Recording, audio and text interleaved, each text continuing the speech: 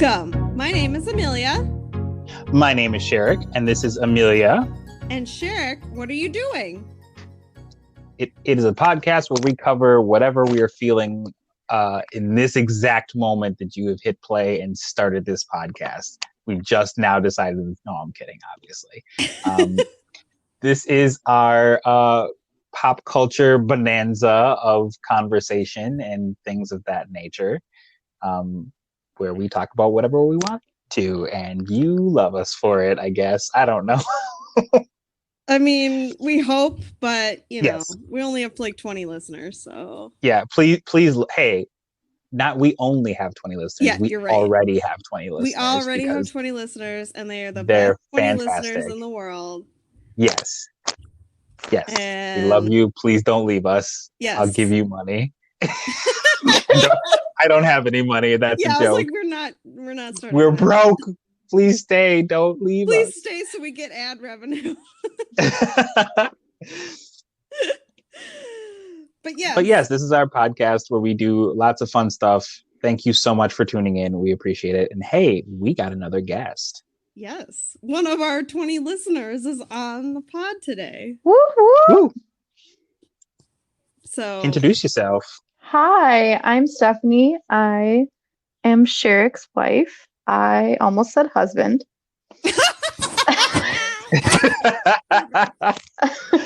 Perfect. I went to college with Amelia, and we lived together for 2 years. And then, I met Sherrick shortly after college, a year or two later, and we have been together ever since. And, we're at that our friends are each other's friends stage of life, which is really beautiful and heartwarming. Yes. Just your friends are my friends and my friends are your friends. And oh, yeah. Isn't there a song for that? There is. I didn't want to sing it because I don't want to get sued.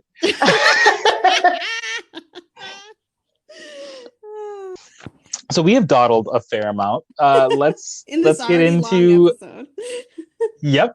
Let's get into how your week was, Amelia. Let's start with you.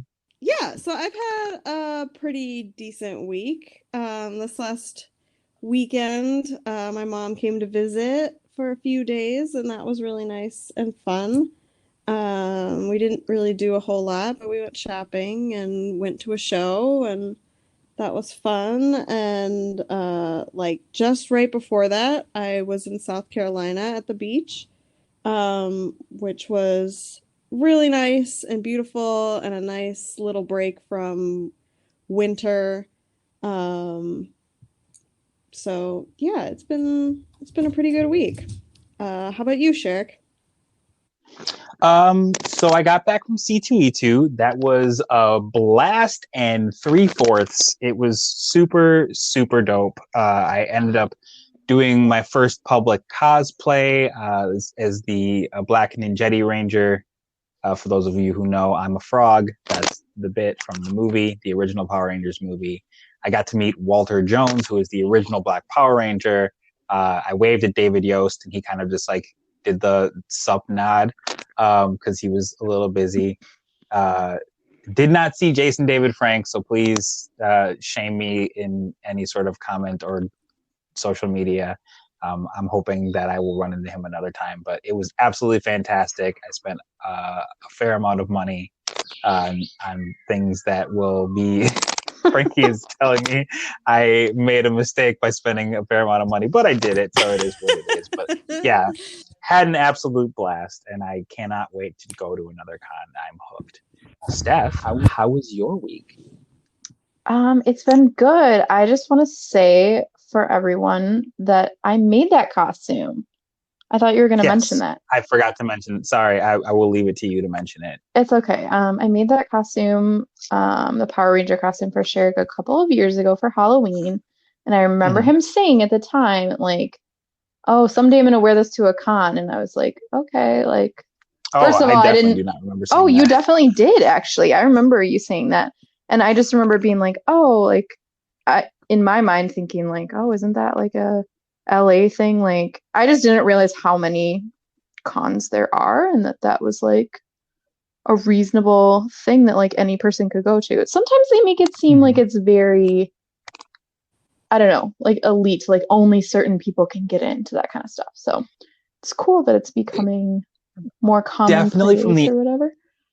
Yeah, definitely from the outside looking in, it felt that way. But like once I was there, like I cannot stress enough how kind and nice and cool everybody was. And there were a ton of people that asked like where I had bought it from. And I was like, no, homie, this is handmade. And my wife did it. And they were like, whoa, that's super cool. Like, so yeah.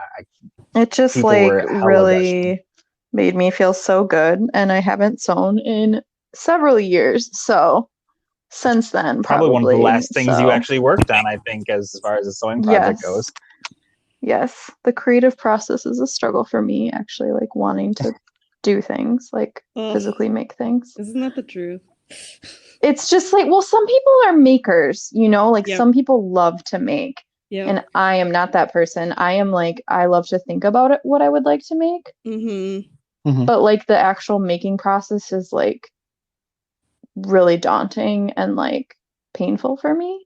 So, but some people like, you know, just like love the process of like, well, I'll just make whatever. Like, it doesn't even matter if it turns out like I don't care. Which like Amelia and I, you and I are similar in that where we're too like, I don't know if type A is a word, but like it's like I can't even think about it until I know like the beginning, middle, and end. Like I just exactly. So it's like I can't just be like, oh, I'm gonna fiddle with this thing and like just be creative for the sake of it. I wish I could. It sounds great. Right. But nope. It doesn't come out of my brain until it's fully formed. Yes, agreed. So yeah, for me, you know, most of my life for the last 2 weeks has been devoted to The Bachelor. As Amelia, I'm sure you can relate. Yep. So, you know, just like avoiding spoilers, but thinking about looking up spoilers and then listening to people on podcasts who aren't going to spoil it, but are going to theorize so many options that one of them must be right. That's been most of my time. Yeah. And I have been really enjoying my personal training sessions that I've been going to the last couple of weeks. So that's been fun. That's awesome. Great. Well, the rest of this episode is already super long, so maybe we should just get right to it. So our topic for this week in particular is going to be a little bit off of the beaten path of what we've been doing, in that we're going to kind of focus on one specific thing, which is not something that we've been doing the past couple of episodes. But we're going to talk about Parasite because in the episode that we talked about with the award season stuff, I mentioned that I hadn't seen it, but that fact has changed since the time of this recording. Stephanie was very instrumental in getting, I'm sure, both of us to see this movie. So it just made sense to have you come on and talk with us about this film. So thanks for joining us. Of course. Yeah, I had to stop pushing people to see it because I realized I was getting overly aggressive about it with a lot of people in my life, like at work or friends or family. And then I just realized that like the more that you're like, you have to see it, people just don't. Yeah. They don't. Yeah. People don't like being pushed that hard. So I was like, okay, I got to chill out. And then I was like, the Oscars will come and people will understand. And then it happened. And I was like, who told you? Who told you this film was the greatest film of all time? Was it me? I believe it was me. And then people were like, oh my God, I want to see that. And I was like, I've been talking about this for months, literally months. Yeah, because you saw it at the film festival, right? I actually saw it after the film festival because when I read the description in the, sorry, just to back up, Milwaukee has its own film festival. And it's in October. And I'm a Milwaukee film member. And so you can see a lot of films that would screen at other film festivals, like indie type films and things like that. And it's really cool to see something and then 6 months later for something to be like widely released and you're like, oh, I've seen it, you know? I actually saw it after the festival when it was in what they call Best of the Fest. Mm-hmm. When I read it in the festival booklet, was like, oh, that sounds like really scary. Like it was just kind of like labeled in a way that I thought it was like a horror film. Mm-hmm. And then people were like, no, you have to see it. It's not like that. So then I went like a day or two after the festival and was like, I get why people were saying this. Mm-hmm. Now, I will say we do have a friend that I saw on Facebook that did say that they felt it was overhyped, and that was kind of my reservation towards seeing it myself, because like it wasn't just Steff saying like I needed to see this film. Like there were a couple of other people that were like, this film was so fucking good, and I was just like, okay, like I've been that person where I felt like that. See Knives Out. But I just was like, I think what was stopping me was the fear that like I was going to expect more than what I was going to receive. So we ended up seeing it, I want to say a couple of days actually after we recorded the Oscar, or I keep saying Oscars, the award show or episode. And so I felt like it was a good idea to cover today. So I think it's a good idea for us to kind of just straight up put like a spoiler warning right here. If you haven't seen the film, listen to the sound of my voice. And if you care about spoilers and you are like, well, I'm going to see this film, don't stop the podcast. Like we don't normally condone telling you to not consume our content, but like cease and desist just for as long as it takes you to go and see it, because we're going to be talking about the film like in its entirety. We're not going to skip any like, you know, parts of it. So I would really hate for you to be upset with us like without any sort of justification, because here I am warning you. We're going to talk about the film and how we felt about it. So you have been warned. I will give you a second or two to stop.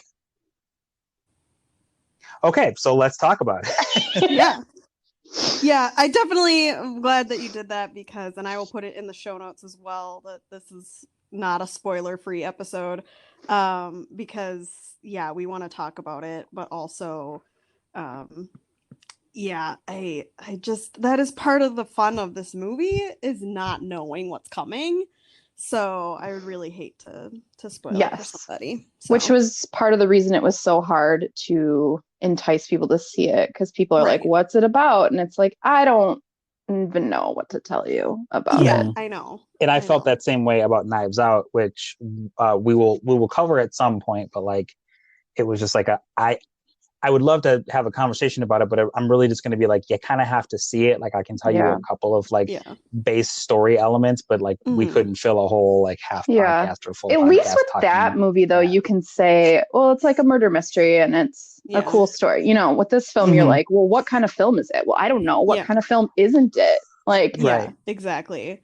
Yeah, exactly. Because there are like some horror elements, there are some thriller elements, and it's called Parasite, so I get why it seems like a horror film, but it's also got a lot of really funny stuff in it, and it's also got a lot of drama to it, and it just, I came out of it going like, this film has everything.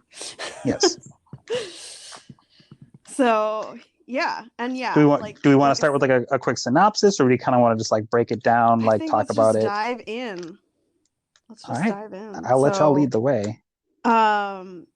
So Parasite starts with this family who's clearly poor and struggling, and over the course of the film all get jobs with this rich family, and sometimes by pretty nefarious means, and they hide the fact that they're all related, and they do pretty awful things to get rid of the old people. So like the old housekeeper and the driver.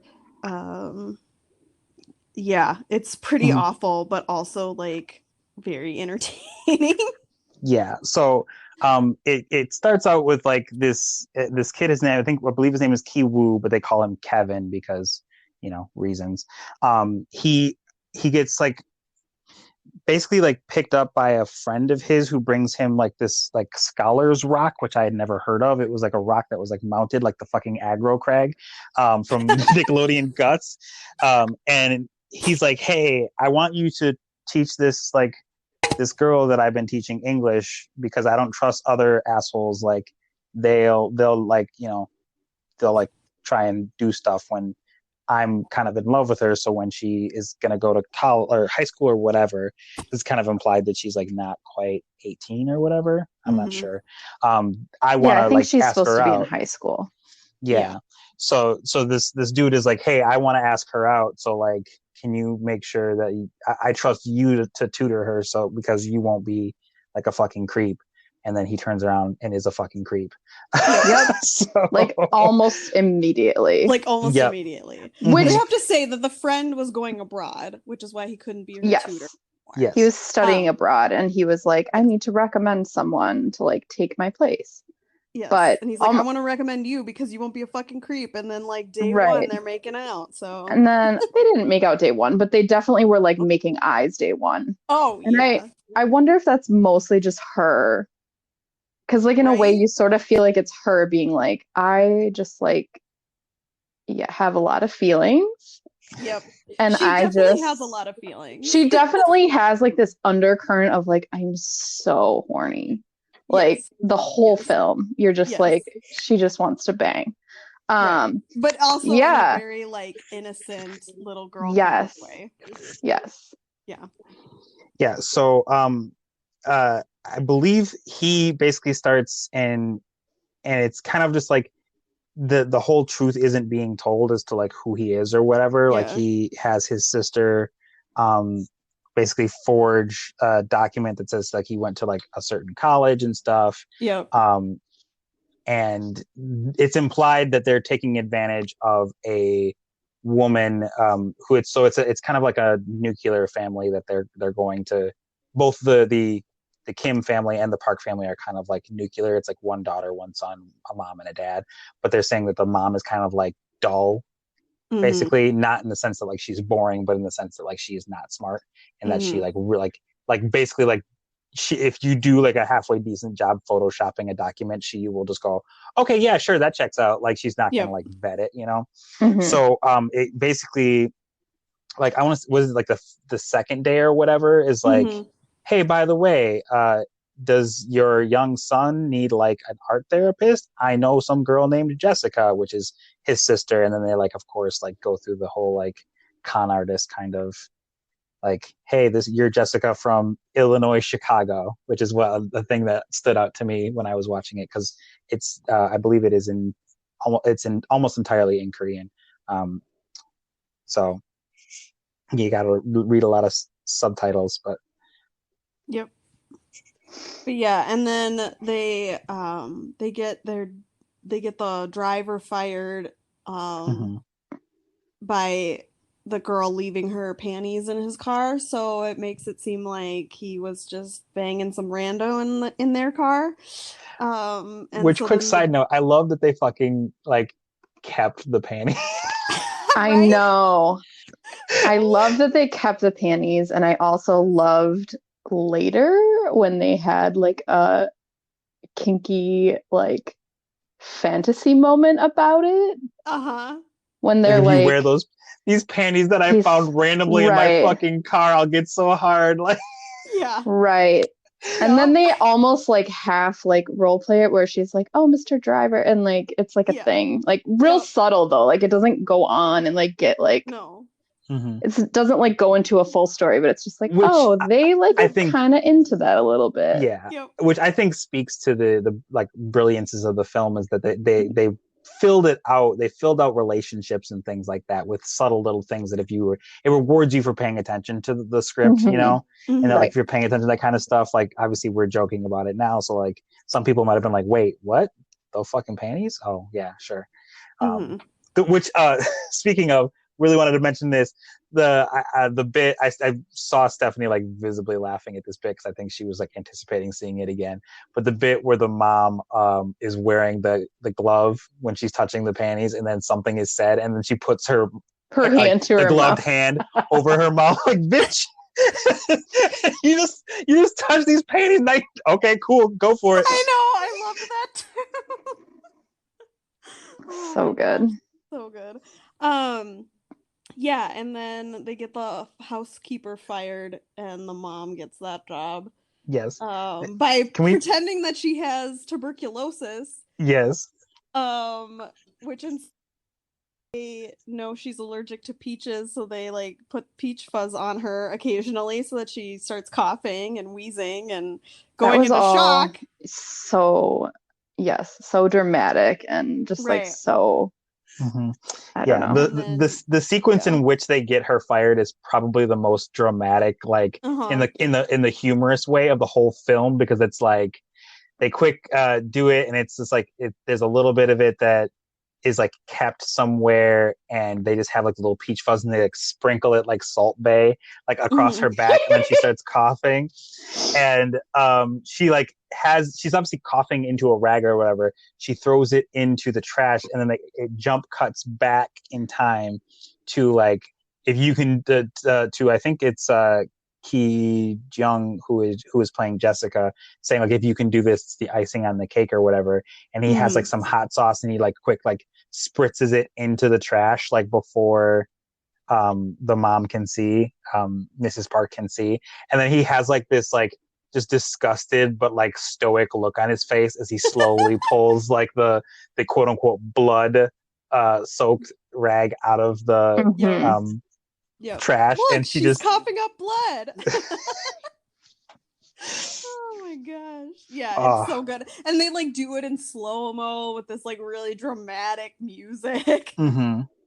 And it's just like I'm was sitting there watching it going like, "Oh my god, this is so awful, but Yeah. so funny." I feel Mm-hmm. like this is about the point, Amelia, where you messaged me and were like, this is not at all what I thought this film was going to be. No, that's probably true. And I Mm-hmm. like Yeah. remember being like, well, there's like 2 films to go, so you're fine. Like, There's two more films worth of stuff to go at least.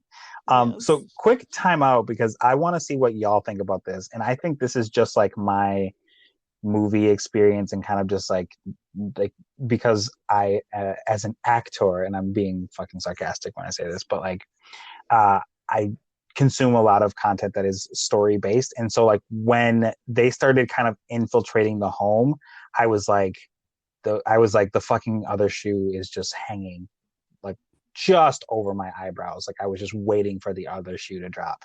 And not Uh-huh. to say that that's a bad thing, but it like, I think it kept me from kind of paying attention to some of the more like finer points of the film, because I was just waiting for the other shoe to drop. And I think oh, that like hmm. for better that they didn't do it right away, so I couldn't have been like, well, fucking there it is. Like obviously, like because like that. I mean, when you have a situation like that where like a heist is happening, like there aren't very many films where like the heist just goes off without a hitch, because like that's shitty storytelling. Like there's no conflict, there's no like there's nothing to get you interested into it. Something has to go wrong to keep you invested, like you got to see how they're going to react to the wrinkle in the plan. But like Yeah, I mean, I think what when they all get, I mean, they're all 4 hired pretty early on to the movie, so I think you immediately mhm. Mhm. know, like, this isn't the end of the story. Like, there's more Right. coming, I'm and not like, it's I'm gonna not go saying bad. that. But I'm not saying that, but and I will say this, like the way that it resolved, I will agree with everyone that like has kind of been like it just goes in a way you don't expect. I did not expect the way that it was going to go, for sure. But like just for me, I was just so preoccupied with waiting for the other shoe to drop that I think that huh. I was just Hmm. like it kind of I guess I'm saying it for better, not necessarily for worse, because then it kind of distracted me from what was going on in the background, like the subtle tell signs and stuff like that. But Mhm. I was just like, this fucking family, they're gonna fuck up somehow, and the secondhand embarrassment in me is rising, and I'm waiting. Like there was a bit, I think, when the father's name is Kitake, I believe it's pronounced Kitake. He's the driver, and the Mr. Park makes a point of talking about how he hates people who quote unquote cross the line. I loved Um, that part. yeah, Mhm. and It's so like one of like the best like tells it's in the film where you're yeah, like, but are they gonna cross the line now? yeah, but it's Mhm. also like it's such a fucking like ambiguous thing. It's like, what the fuck is the line? Like Mhm. you got to be, not to say they had to be specific about it, but it's like, what's the line? Where's the line? And like you could see like moments where like Kitake would like go just he would let his enthusiasm for like the job go a little bit further than the character that he was supposed to be playing. So you could see I think they called him Mr. Kim or whatever, which is their real last name. But like you could see where Mr. Kim gave way to Kitake. You know what I mean? Like he was playing as Mr. Kim, talking in the car, and then like all of a sudden he would become Kitake, and that's when he would quote like almost cross the line. When the dad would be like, "Hey, watch the road," like yeah, that totally. kind of shit. Yeah, he would almost like in a way like not overplay it, but like overdo. Like he would cross the line between the con and real life almost. Yeah, So anyway, I never felt that way, like waiting for them to fuck up. I just was like, because all of the descriptions of the movie talk about like this economic difference about this rich family and this poor family, and so I thought it was going to be this like, I don't know, this like commentary on that. Yeah. And it is to an extent, but but not in the way you think. Yeah. No, not in the way that I thought it was going to be. And so I was just like, okay, like they're getting all these jobs and they're succeeding finally, and like, but they're doing it by nefarious means, and like, yeah, but I did not know where it was going to go with that. So yeah. And so now I feel like we're starting to get towards the point where it really takes a turn. Before we go into that part, one of the things seeing it a second time that I noticed more and more, and it's hard to like pinpoint exact moments, but seeing it the second time, obviously knowing what happens, I feel like there were more like hints dropped about like the family just not being the best people. And like it's not just that they like want more for themselves, it's not just that they like want a better job and stuff. Like there are like all these hints dropped around the way of like, obviously like the way that they get their jobs are not great, but like it was more than that, like about how they just like don't seem to care about others kind of. And for those who like haven't are like just kind of breeze past the spoiler warning but haven't seen the film, like they're poor in the sense that they live in like this area where essentially what they're renting is like a basement apartment. So like they have low paying temporary jobs. Like one of like the main job that they show in the film is that they have to like fold pizza boxes for money. Like that's which is a job that is like crazy to me to like have, but like of course I'm saying that as someone who is privileged to have never had to do such a thing. So I understand that like that may not sound as crazy to someone in a situation other than mine, but like they live in like an apartment where like the toilet is like up like 2/3 the way up the wall next to like a window, so you have to like really like crouch to get to it, kind of like you're essentially like climbing up a half wall to sit on the toilet, and like a kind of a place where if it were to rain, your apartment's gonna flood, which is a tell for later. But yeah, and also it's not in a very good area of town, clearly, and yes, because sorry to talk over you. There's a recurring bit where a drunk guy comes like almost every night and like pees on like an area like right outside their apartment, like in full view of them. It's an interesting commentary on those economic differences, but like I thought that was going to be the main point, and it definitely was not. But yeah, so at this point the whole family is working there now, and the Park family go camping to take the little son camping for his birthday. And this is where shit hits the fan. And I knew that. So they show the Kim family in the house without the Park family there, and they're like drinking their alcohol and eating their food and like taking baths, and they're just like doing whatever they want. Living it up. The house. Yeah. Which is where I was like, okay, like you, Amelia, I think is what you're implying, is like I was definitely like the other shoe is dropping here. All of a sudden they're gonna.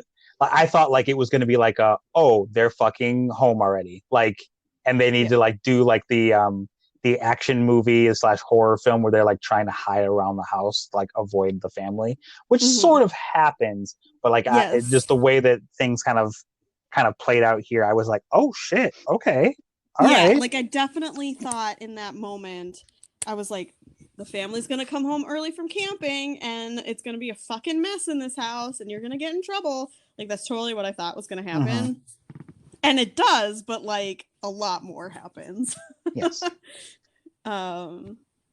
So yeah. So then the old housekeeper shows up at the door in this pouring rain, and at this point is like, oh my god, this is a horror movie. Like, she's gonna murder them all. Well, like, I feel like the totally second the doorbell rings, before you even know who's there, just the second the doorbell rings, it's just like this switch where you're like, this is a different story now. Everything's about to change. Yep. That's how I feel about it. Like, it's all of a sudden like, okay, this is like the second act of this movie, and it's a totally different movie than what you thought it was. And then you're just like, I have no idea what's coming next. Yep. Yeah. Other than the family coming back, because that was so predictable. Like, right. I could not have predicted like anything else that happens in this movie. So the old housekeeper shows up and she's like, I left some stuff. They didn't let me take all the stuff. Can I come in? And I'm thinking like it's a bag of clothes or something, right? Of course it's not. And she comes in and she goes down to the basement and she's like, I need to move this giant shelf. And you find out there's a motherfucking bunker under the motherfucking But so to quick back up for a second though, I was definitely in the same boat with Amelia, and that like she looked so like, oh hello, it's me, Moon Guang, I'm the old housekeeper. Is there a chance you could maybe let me in? And I was like, fucking nope. Right, because you're like, it is after night, and this is a person who used to work here who could very easily like be like still in cahoots with Miss Park or something. So like fucking nope. Also, it's raining like hell outside, so fucking nope. And then you let her in, and she immediately is like, oh, by the way, I cut one of the CCTV cables, and I was like, fucking nope, part 3? Like what? Right. Well, and then she just like vanishes downstairs and you don't hear from her. And I was like, she's going to come up with a fucking knife. It's going to be over for all y'all. Like, Yep. Yeah. And the funny thing is she still probably has no idea like how or why she got fired, but she knows that it's them, like that they did something, but she doesn't really understand what they did. Yeah. She doesn't really know what happened. And then, so then you discover there's this fucking bunker and her husband is living down there. So when she shows up, they obviously hide the rest of the family. So Moon Guang, who is the old housekeeper, and she talks like earlier in the film, she's talking to Kevin about who previously owned the home. This is like before the whole family gets hired, and it's just her and Kevin. And she's talking about like an old artist that used to live in the house. So like when she ends up showing up and is like, note part 4, the reopening, she's just like, kind of just like, okay, like she only believes, in my opinion, that it's just the new housekeeper. And she's obviously like, I think she is more vulnerable in that regard. So like if she does have any sort of reservations about like, hey, I think you might be the reason I got fired, she definitely doesn't show it. And I think that she doesn't show it in that she is more concerned for her husband, who has been like down that's her there, primary focus at that point. Down there essentially without food for a extended period of time, because they don't really say how long it's been between the time that like the time that like the entire Kim family, the Kim family is working there, and by the time that she comes back, there isn't really much of a tell as far as how long that could be. So it's like, for all you know, it could have been like 2 weeks this dude is living down there without like any food. And he has no fucking idea what happened because he can't come up. Right. So they show when she gets down there, she tells him like, oh, there was a platter jammed under the cabinet. So like normally like he would have been able to get out on his own. So she doesn't even realize when she goes like that he hasn't been able to get out this whole time. Right. So the other side of the cabinet has like a crank that can be used to move the door, and then the cabinet can be pushed aside. So I'm assuming like he could move the crank, but like then the cabinet wouldn't move. because the platter was stuck. Mm-hmm. So like they are finally, they're kind of like, the whole Kim family is talking after Moon Gwang goes down into like their basement area, and she just vanishes. Like there's no sound or anything. And they go down there, and she's fucking vertical with her feet on the wall and her hands pushed against the cabinet. Horizontal. And she's like, you're correct. Thank you. Horizontal, not vertical. Against the cabinet, basically like, help me push. And the mom, Chung Suk, is like, what the fuck are you doing? Right. And you are like, is she crazy? Like, you're just like, what is she doing? You have no idea. Right. I thought it was going to be like a straight up like Asian horror film where like the woman's going to be climbing on the walls and like, oh god, that would have like, been terrible. Yeah, that's what I thought was going to happen. So I was like, I leaned like all the way back in my seat, and I was like, my fucking wife just conned me into seeing an Asian horror film. Fucking, I'm mad as hell right now, but I can't say nothing because I'm in public. So, but that obviously didn't turn out to be that way.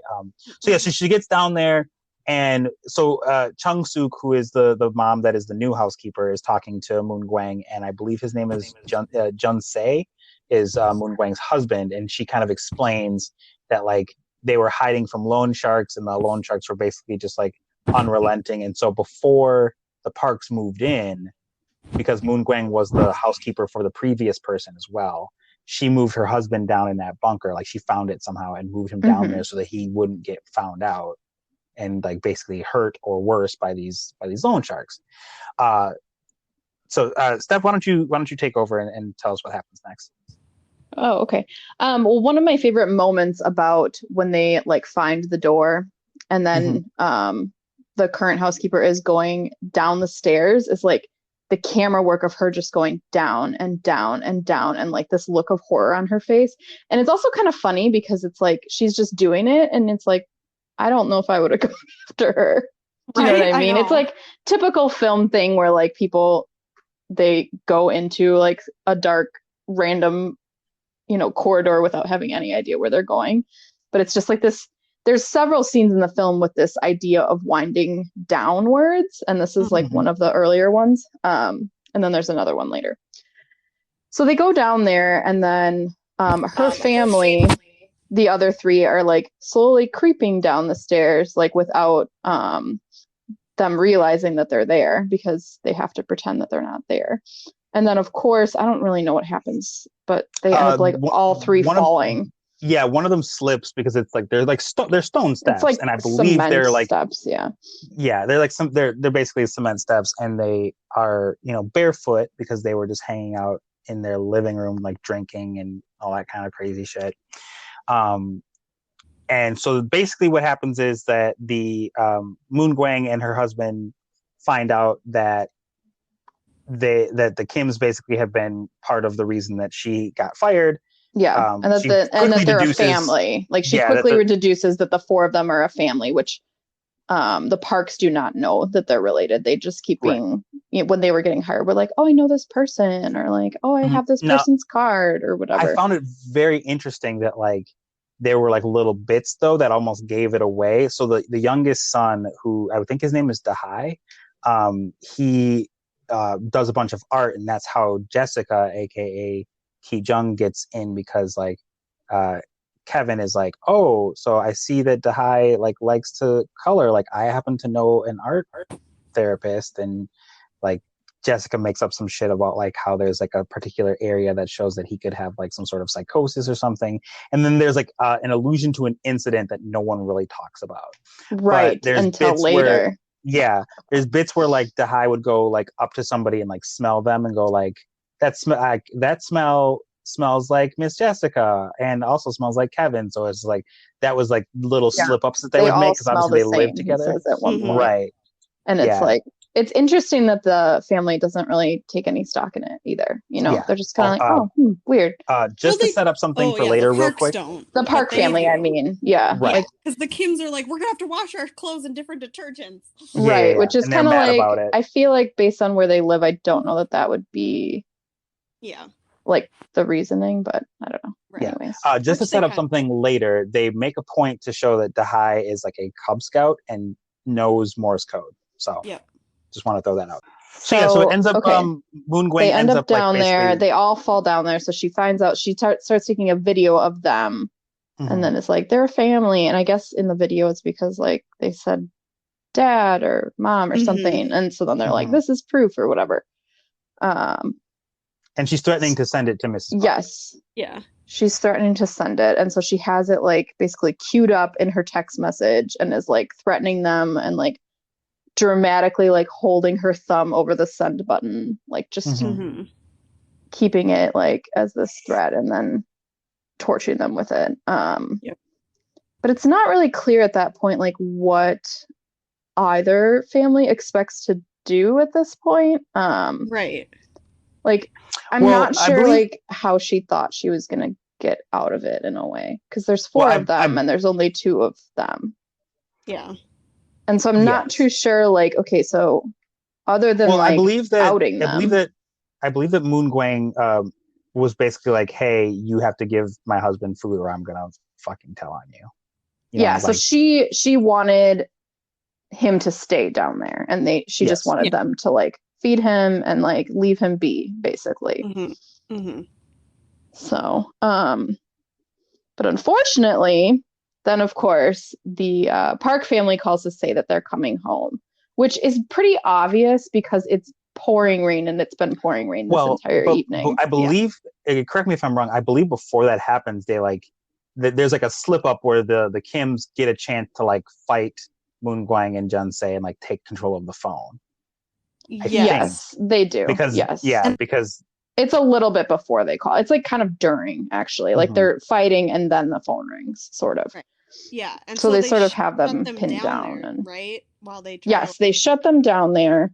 Like they're in the process of shutting them down there, I think, when the phone rings. Yeah. And then like there's trying to like clean up. And, fucking Moon Gwang gets kicked down the goddamn stairs, which I was just like, Jesus fuck. I thought she was dead. I seriously thought I did too. I was just like, I thought she was either dead or she was gonna like jump up and like just fucking just like berserk rage. I was waiting for that too, and I was like, Jesus shit. Yeah, I mean, it basically is what killed her, correct? Well, I mean, spoilers for the spoilers, but you know. Yeah. So basically, I mean, she doesn't die immediately. She's still breathing, but like she does die from lack of care after a severe concussion. So that would be my guess. Yes. So they had like tied them up and stuff, but they make a point to show that like before they really get all that tied up, that there is a specific button to one of the lights in the main house that Jun-se has had access to all this time. And he was like, sort of kind of communicating to Moon Gwang via like Morse code, I guess, or he was trying to communicate with Mr. Park via Morse code, but like didn't know or didn't realize or not sure, like Mr. Park just didn't fucking notice, whatever. So like he would basically like, they think it's a sensor. They think it's like a sensor when they walk in. Right, because like he would like. I'm not sure how the family thought it was a sensor for only him, for only Mr. Park. Yeah. Like, we have this automatic sensor light, but it only goes on for Mr. Park. Like, that makes sense. I think it was kind of just implied that Jun-se was like hearing them come up the stairs and like he was able to time it to the point where like he would like. Yeah, no, correct. Like, but he only did it for Mr. Park. Okay. So like, if Mrs. Park walked in the house, he wouldn't, because he specifically has like this little song that he says, and like he kind of talks about like how grateful he is to Mr. Park and like all this stuff because he grateful to a man who does not fucking know he exists. He like talks about how he's grateful to him for housing him, which is hysterical because he has no idea he's down there. But like he sort of obviously is going a little batty, like being locked in a basement for years. So he's like does this light thing where he like hits the lights according to Mr. Park walking up the stairs as like his gratitude or whatever for him. So they ended up tying up the family, the Moon Gwang and Jun-se, who Moon Gwang has had a fucking awful concussion. Kitake during this fight has taken the crank so that they can't leave the basement of their own volition.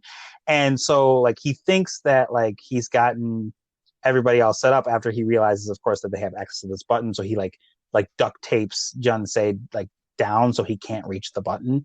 But then Moon Gwang becomes coherent enough that she goes up and like literally bites him out of the tape so he can like do it, and he's like literally bashing his head up against the button like repeatedly to try and be like basically trying to send a message to them. So there's a phone call. The new housekeeper, who is of course Chung Suk, is like basically she answers it, and they're like, hey, yeah, it's pouring too heavily, so it ruined Dahai's birthday, and we always go camping, and he's so upset about it, and he's like in the backseat, like just like fucking does not care. Yeah, does not care at all.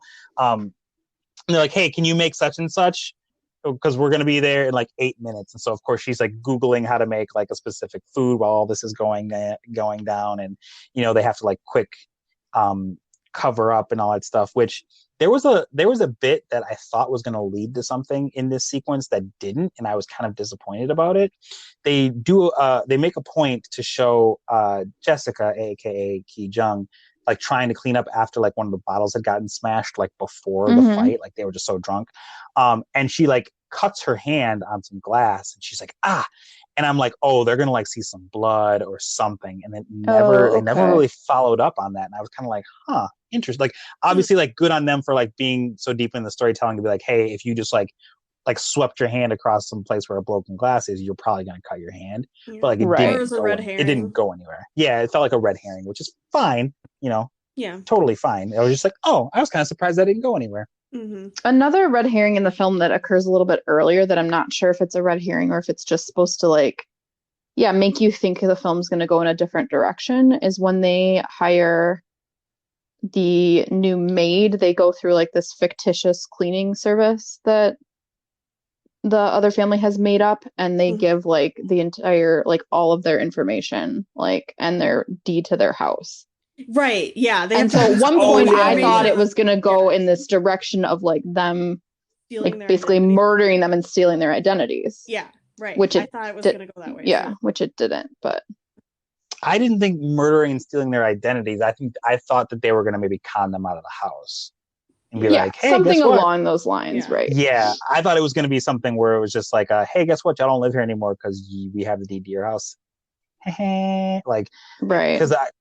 Because to me, like, the way I thought about it is from the title of the film, and it's like, parasites don't necessarily kill you, but they live off of you, and they take advantage of you.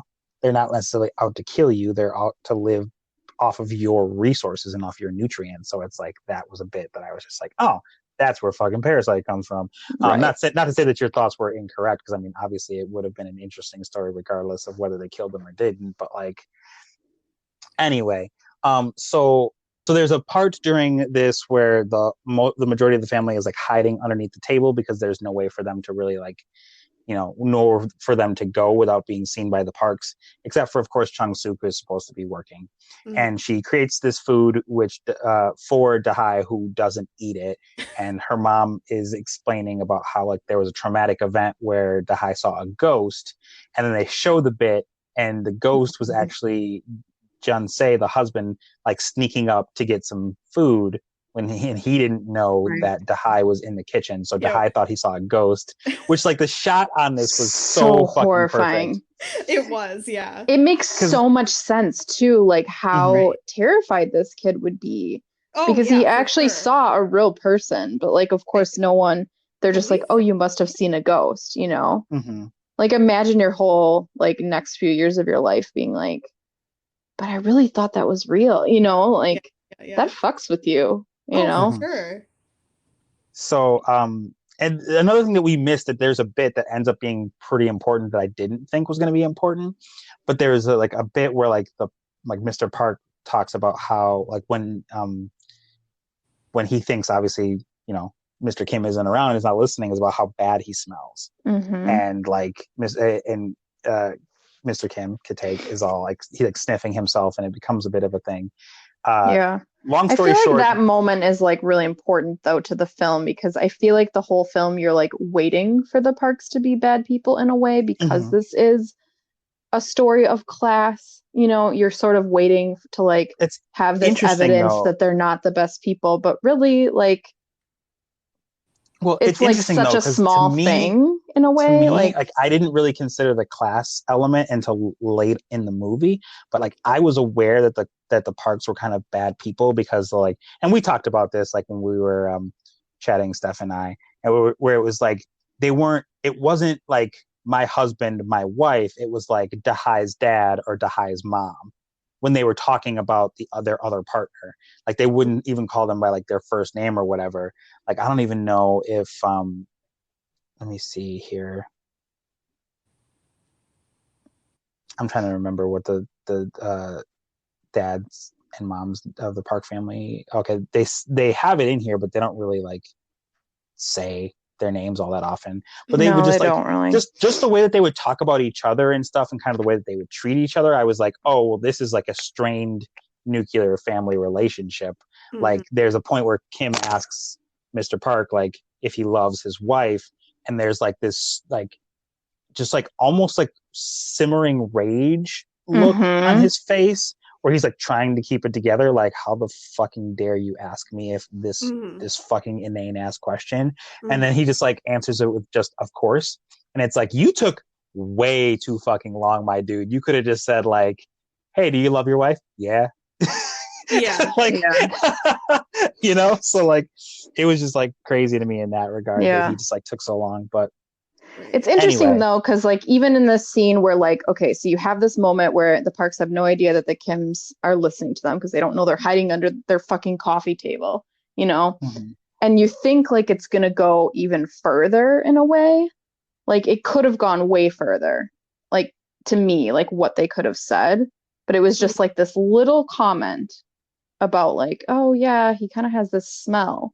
And that's like all it is. Like a boiled rag is what he says, I think. Yeah, which is bad. I'm not saying it's not bad. It's just that like when they started having this conversation, I thought it was going to go like much, much worse.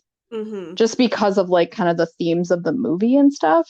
And so it just didn't really go there. And then they're just like down to kinky driver town or whatever. After that, like they're so as the majority of the Kim family is hiding underneath there's a name for what this table is, and I can't think of what it is. There's a name for it. Yeah, it's not a giant coffee table. No, it's like it's a traditional like Asian like table. I don't know what the name of it is. I'll look it up later. The song Dahai goes and gets this like teepee out of his room because he's big into like Native American Indians, and he like runs outside in the rain and sets it up, and they also have like walkie-talkies. So instead of like going upstairs to bed because the son refuses to come to bed, he wants to fucking camp in the rainstorm. The two Park father and Park mother, as I will call them, they camp out on the couch next to the large table, and so like they're right there. Yeah, the Kims are like they're like within, and like to the point where like Mr. Park can smell Mr. Kim, is like there's that smell, you know, like there it is. Can we just talk about how well that tent fares in the rain? Right? Like that is ridiculous. The funny part was that she said she got it from America, and I was like, "No, the fuck made tent." I was like, "No, the fuck you didn't," because that thing would have fell apart so quick. I know. I totally agree. Like American made stuff is like amazing. I was like, "Are you fucking kidding me?" I know, right? I was like, "Oh, the screenwriter had a good joke." Yeah, totally. He made a good and then joke. The next morning, it looks totally fine, and you're just like, "Are you kidding me right now?" Right. I mean, that tent is even meant to be outside. Like probably not, but I think it was not. Like vinyl it's like one material of those, or something. like So then, so they're like basically like finger banging on the couch, and then they fall asleep, right?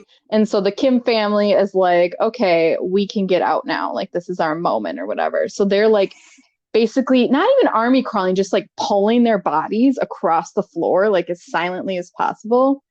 And this is the moment where like apparently like people have said this is like where it gets super suspenseful, which I'm like, it is, but like I don't know. I mean, you obviously are like cringing, like hoping that they I mean, because if you think about it, it's like they're asleep. They're asleep like right there. The path is such that like all it would take is for either one of the Park like adults to wake, or for Dahai to like peek outside of his teepee, and they're fucked. Like because they can be like it's a huge plate glass window.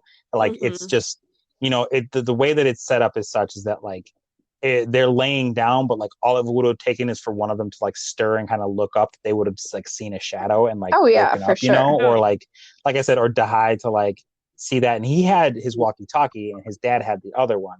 And speaking of like the part that for me was so suspenseful is that like they're partway across the floor when Dahai like activates his walkie-talkie and tells his dad he can't sleep.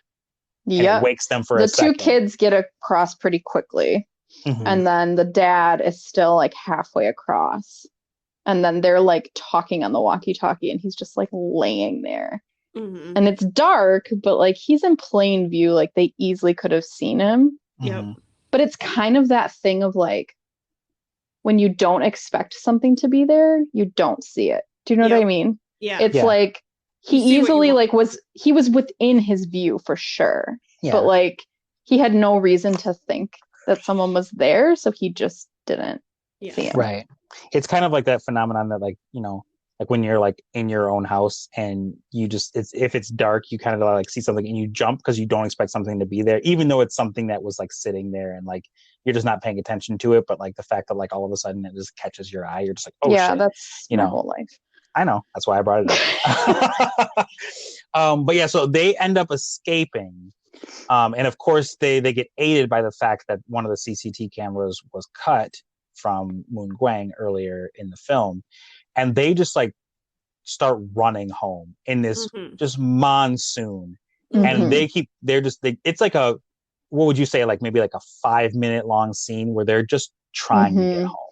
And it's just like honestly beautifully shot, like the way that they're showing like, and you get again this winding down feeling of like how far like quote unquote down they really are from the parks. Like gonna make an obscure ass reference. It's like in Chutes and Ladders where you hit that big fucking chute that takes you all the way down.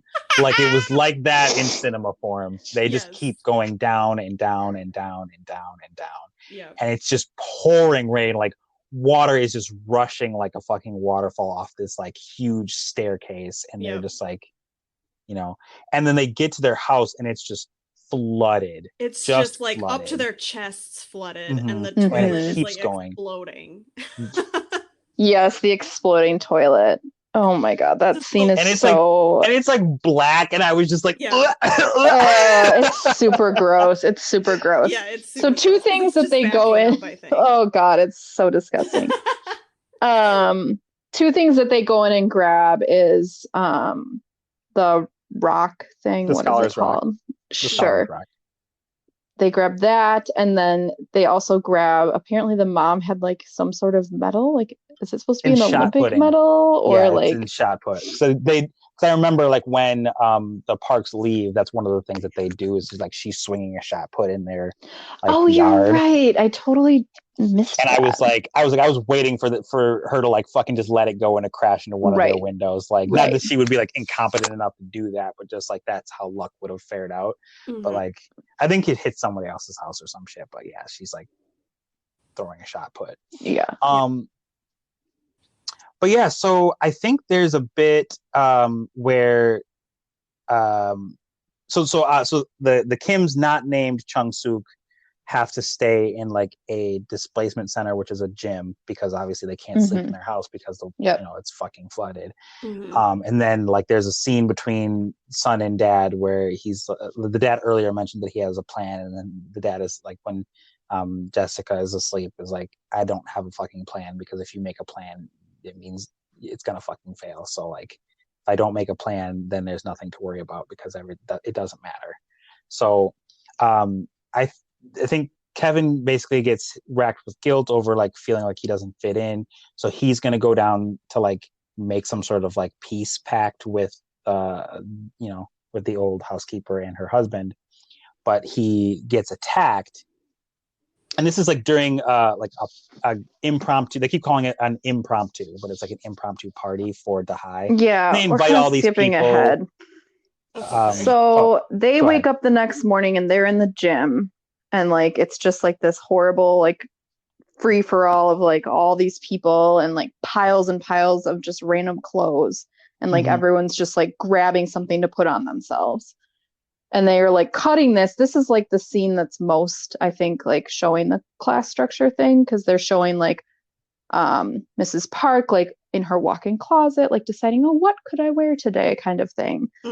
So this is like a moment in the film where they're very much like showing it, and like she's saying, oh, it's such a beautiful day, like, you know, the rain yesterday like made it like, you know, a really nice day today or whatever. So it's kind of like this obliviousness of like, you can't even really blame her because she just doesn't know, like, without like, I guess, turning on the news or whatever about like how many people were like affected by this rain. You know, for them it's just like, oh, we had to like leave our camping trip, but you know, now we're cool, you know. And so she decides that she wants to have an impromptu birthday party for him. And so she is like one by one calling each of them, being like, we're having a party, we're having a party. So Mr. Kim has to come and like drive her all around to like buy food and party supplies and everything. And then I guess like Jessica and Kevin are just invited because they're just kind of like a part of. Yeah, so Dahai is like, basically he specifically requests Jessica to be there because they have bonded.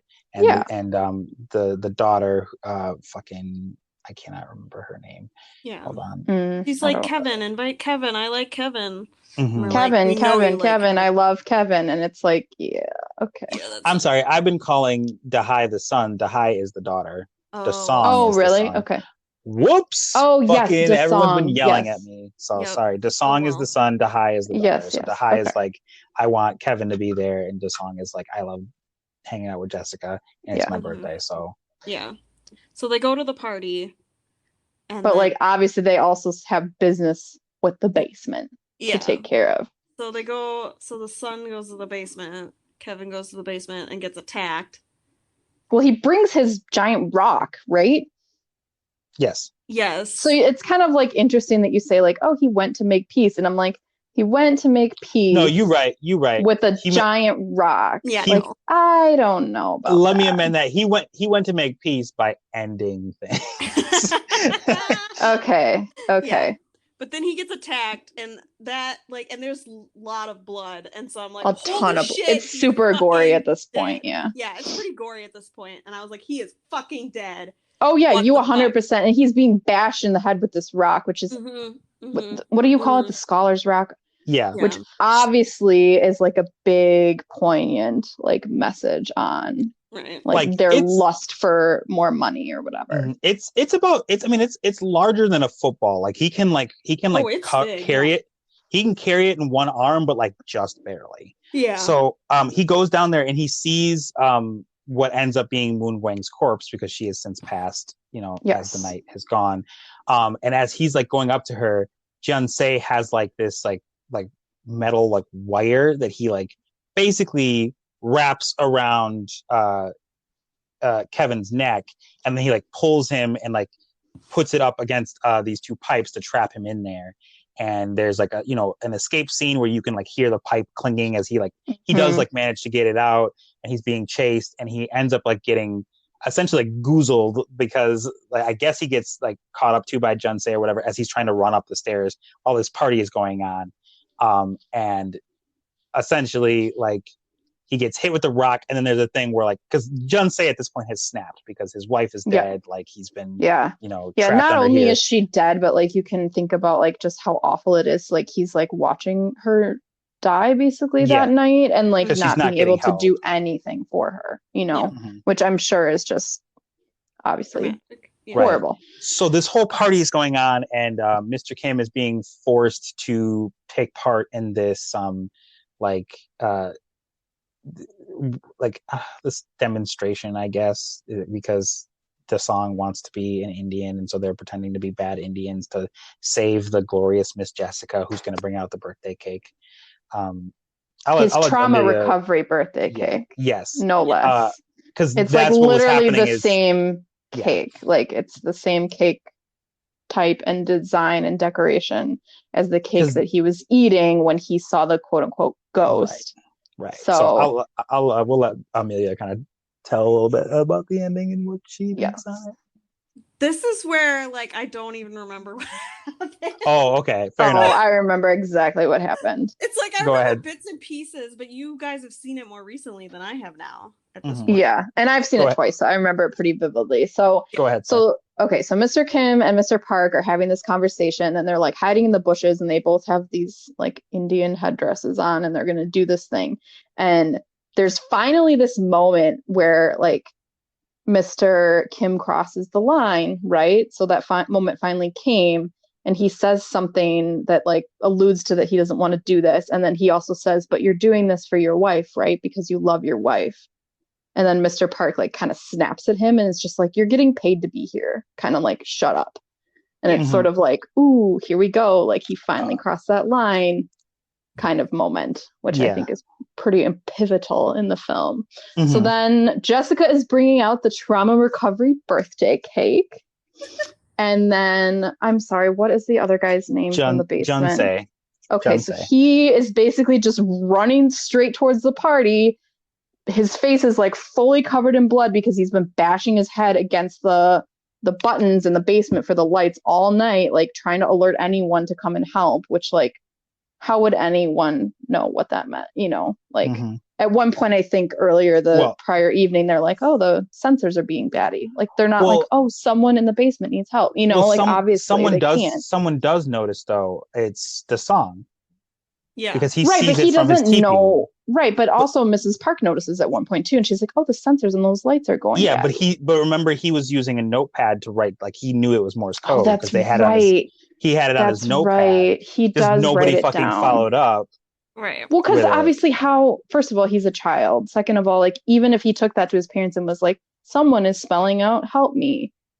Yeah. Would you ever be like, oh, there must be someone dying in our basement? Like you would just never, you know what I mean? Like there's no way for them to have any idea what is going on. Right. And like, honestly, if he had done that, his mom would just be like, fucking ghost. Like, right. Exactly. So now the exact ghost, quote unquote, that like traumatized Dasong in the first place is running towards his birthday party, completely bloody with a knife.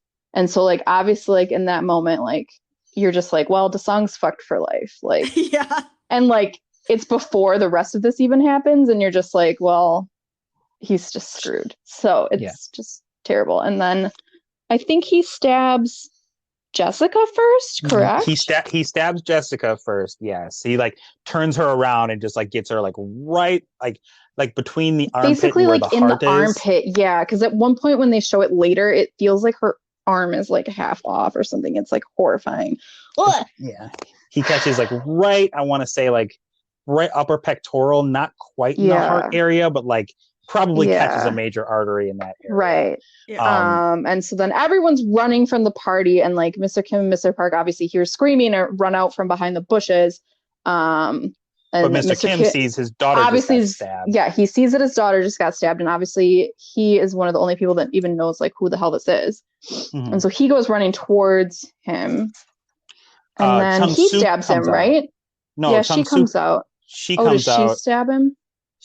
They get into a fight because obviously he goes after her next. Yeah. She ends up like getting cut a little bit, but nothing major, and she gets like a surprisingly sturdy ass skewer with some meat on it. Like a really intense barbecue skewer with several sausages on it. Yep, and like stabs him in the side and like pushes it in further. Yeah, and it was just like oof. But there's a moment where Kitake, as he's watching this whole thing go on, Mr. Kim is watching this thing go on.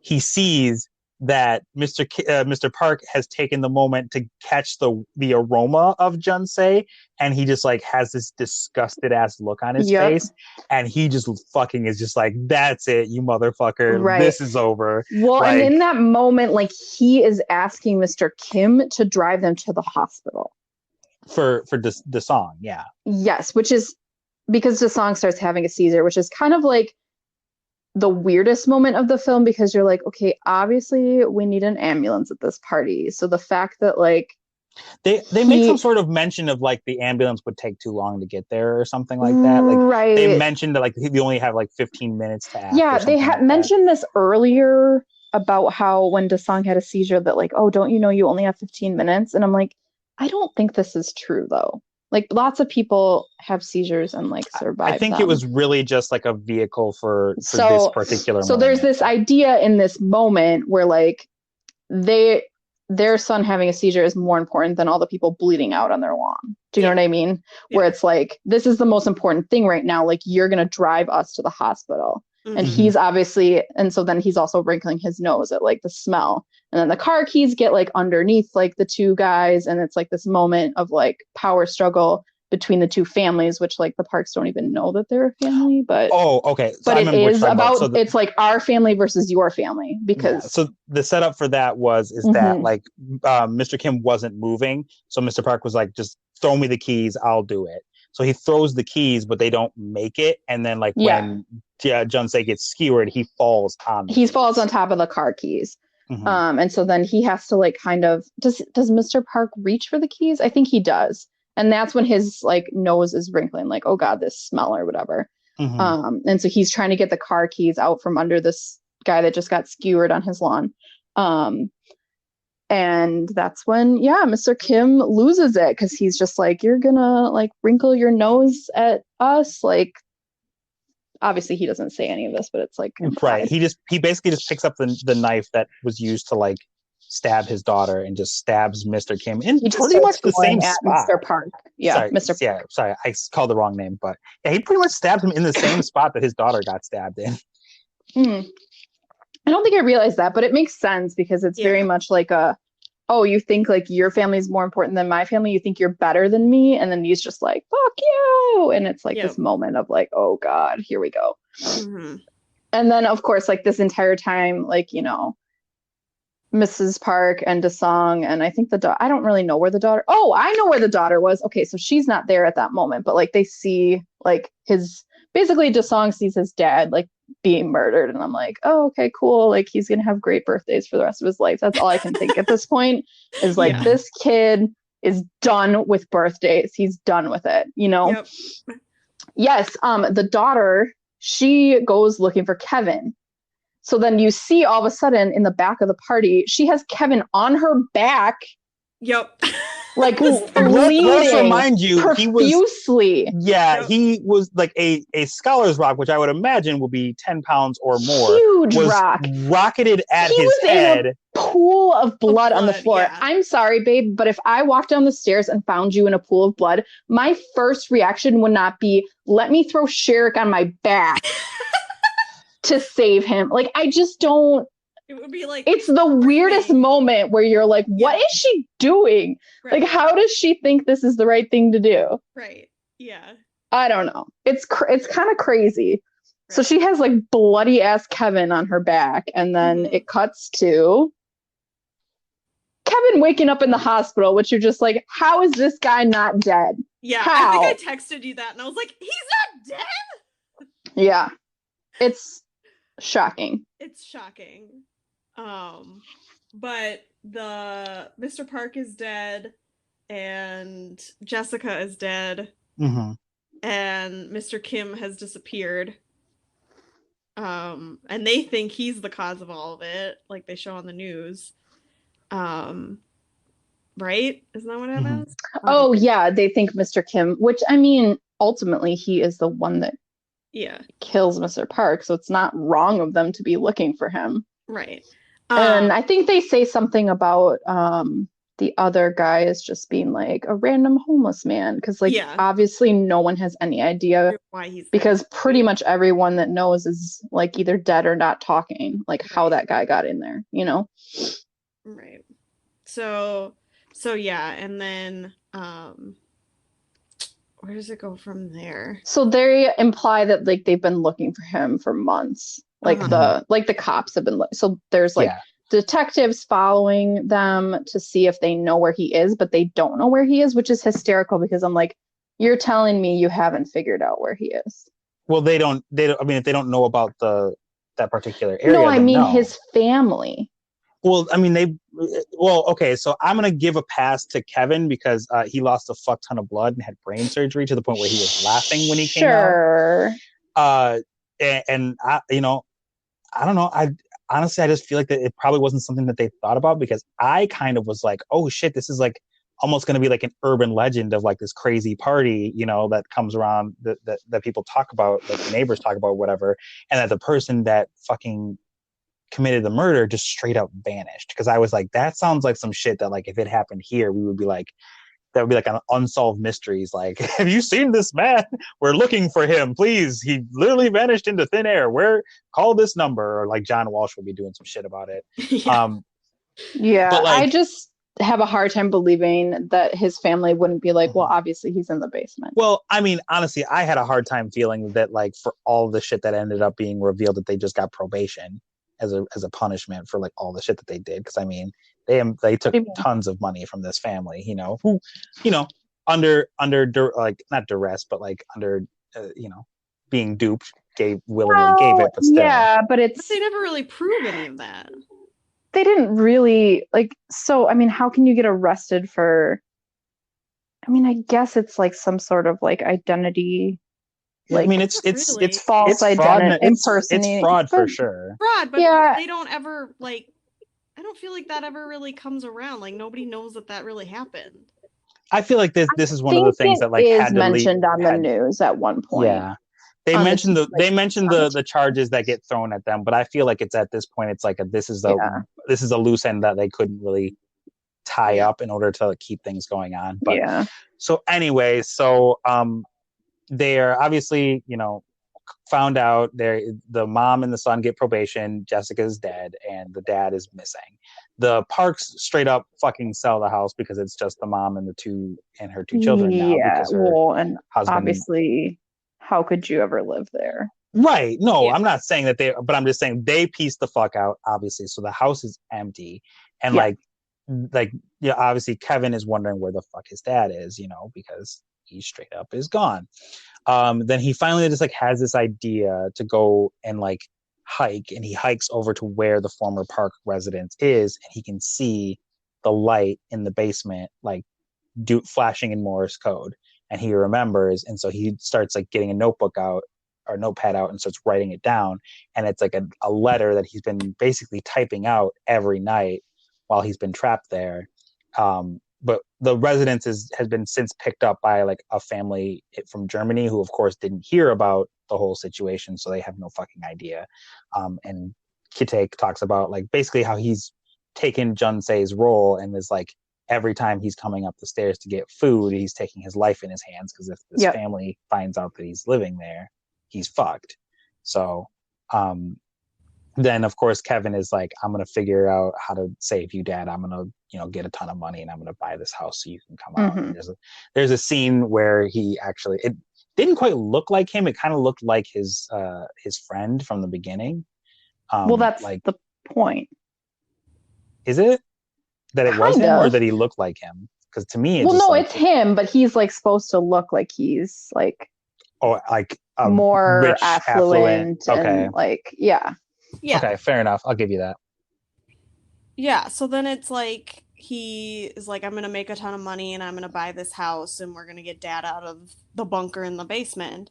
And that's kind of where it ends, and you see it, but it's like, did it really happen? Did he really get the money and buy the house? Or is this just a fantasy that he has of the future? And I think that's the best part about it. Right. Like, to me, it's like they did that on purpose. So it's like it's up to you to decide whether or not it actually happened or not. Yeah, it's like a better version of the fucking top in what's that fucking Leonardo DiCaprio movie, Inception or whatever. Oh, yeah. It's like a better version of that, where it's like, did it happen? Has it happened yet? Is it going to? Yeah. Like, yeah. Well, and they show like him and his mom like standing in the beautiful yard, and he's like, all you'll have to do is walk up the stairs, and the dad walks up the stairs, and they all hug, and it's beautiful, and you're like, am I supposed to want for this? Or like, it's kind of a hard thing because you do like want it to happen, but then you're like, I mean, these people like tore this family apart, like, so we're supposed to want their family to be together, happy. Yeah, like, it's kind of interesting because it's like you know, like you were mentioning it earlier, Steph, that like the rich family, the Park family, they're not the best people either. So it's like it's almost Yeah, like but a I don't know. I don't think they I do don't feel like anything out and out like, oh, they're yeah, horrible. like I no. think But I that was the just gonna. parks are Mhm. I I was think just the gonna. parks are not that bad. Like there are Yeah, a couple of not great things about them, but there's not great things about everybody. right. Whereas what the Kims do is really bad. Yeah, Yes, agreed. I wasn't trying to like say that like they're one family is worse than the other. Although Mm-hmm. it's I obvious kind that of think the Kims are. it's obvious that the Kims are. I wasn't trying to say that like the parks are Mm-hmm. just as bad. I was just going to make an allusion that like when you call a film Parasite like this, like Mm-hmm. the idea, the prevalent idea, at least from the top glance would be that like you're saying, oh well, the Kims are straight up parasites against the parks, No. but it's like, well, not. I think I mean, that's the it's obvious interpretation. yeah, but it obviously like they can't wash dishes, they can't drive themselves, they're leeching off of Right. this poor family's Yeah. labor, so it's like they're also parasites in a way, Yeah, I would like say that like everybody in this film is a parasite in a way, because yeah, the obvious explanation is that the Kims, slowly latch on to the parks and take over and live off of them. mm-hmm. But yeah, like you said, the parks also like don't do very much for themselves, and they need this whole staff to Or they'll take take care of them. credit for shit that the Kims have done for them. Yeah, Like I did this and but then also the guy in the basement, like he's obviously sort of a parasite too, because he's like Yeah, he has no absolutely. he's not able to like take care of himself, and the old housekeeper is reliant on his wife, the old mm-hmm. housekeeper, and she's reliant on the parks and that job to like keep. So it's really interesting how like at the end of the day everybody's a The parasite circle and goes round and everybody. round and round. Yeah, I think that's really interesting. I think, yeah, that's the whole point of the whole movie, Mm-hmm. in a way, which is why it's so funny that like the movie is about like class structures, but like Mm-hmm. you don't really realize how much it is about that until the end. Yeah. Mm-hmm. Because it's like not the main focus of the plot line. Like it's not just like, oh, this is this family's life and this is this family's life and Right. compare and contrast. Like that's not the main Show your center work. of the movie. But at the Right. end, it It's the really subtle kind of through like, line. yeah. Mm-hmm. Oh, through line. I love a through line. Yeah, through line's a great acting term. Yeah. All right. So that's Parasite. Yeah. We talked about it almost as long as the movie. We did. We did, which is kind of crazy, but also not. Like I feel like I could keep going for another hour. No. Oh, for sure. I will just say, like, I feel like the day of the Oscars, I just like felt like I was like watching like someone from my own family. Like I cared so much about this film and like I just wanted it to be recognized. And it was really satisfying Mm-hmm. to see. Yeah. So I would recommend you to go see it, even if you kind of blew past the spoiler warning and don't care about it. I feel like you will get more out of it from seeing it than just listening to the three of us just kind of, pontificate about it for a while. Mm-hmm. But all right. Well, hey, Steff, thanks for joining us. You can, of course, stick around because it is time for our favorite segment, and that is called Amelia, what the fuck is this? So we're going to throw this in here real quick, fast, and in a hurry. Feel free. I picked this one out specifically because I thought this one would make you snort. I won't be disappointed if you don't, but I was like, You Amelia was can't going to tell fuck me you up that this one. because then I'll be thinking about it. Well, I blew the prestige. Oh well. We'll see. But We'll see. I've sent Amelia an article, an image from a BuzzFeed article that if you're not familiar with this segment, you basically just find something that is ridiculous on the internet, and I present it to Amelia with little context other than the fuck is this. So, and then I will explain it after she gets to take a look at it. So, go ahead, Amelia. You can feel free to click.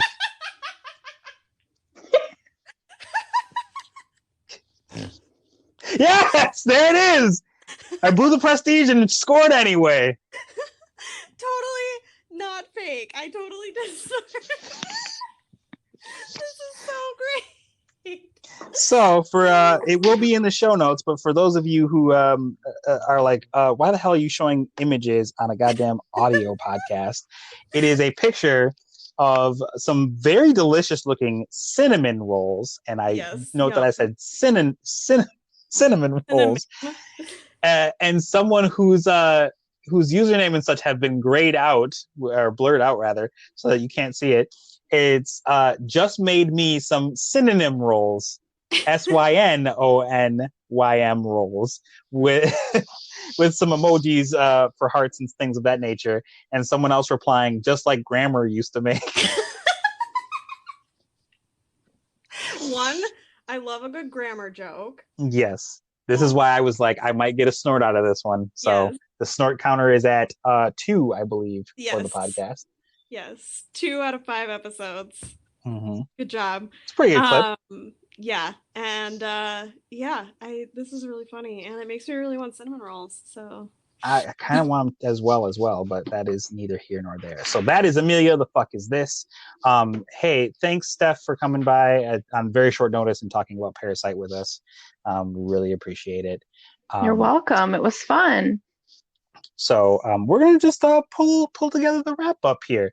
So you can find myself. I am a Black Sparrow pretty much everywhere. Yep, and you can find me at Shake Meets World.